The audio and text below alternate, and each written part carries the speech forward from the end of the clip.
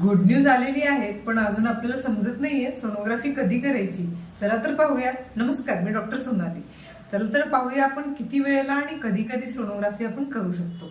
लक्षात ठेवा, बाळ जेव्हा राहतं तेव्हा LNP जी डेट असते त्याच्यानुसार साधारणतः पहिली सोनोग्राफी 6 ते 9 आठवड्यामध्ये केली असते.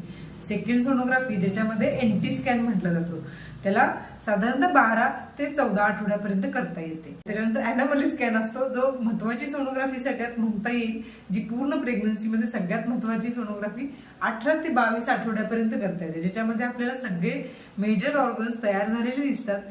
त्याच्यानंतर राहतात ते ग्रोथ स्कॅन. ग्रोथ स्कॅन पेशंटच्या बाळाच्या वाढीनुसार साधारणतः 28 आठवडे आणि 32 आठवड्यापर्यंत करता येऊ शकतो. त्याच्यानंतर डायरेक्टली 9व्या महिन्यापर्यंत बाळ मोठं होतं तेव्हा बाळाची पोझिशन आणि पाणी बघण्यासाठी साधारणतः 36 ते 38 ते 40 आठवड्यापर्यंत सुद्धा सोनोग्राफी केली जाते.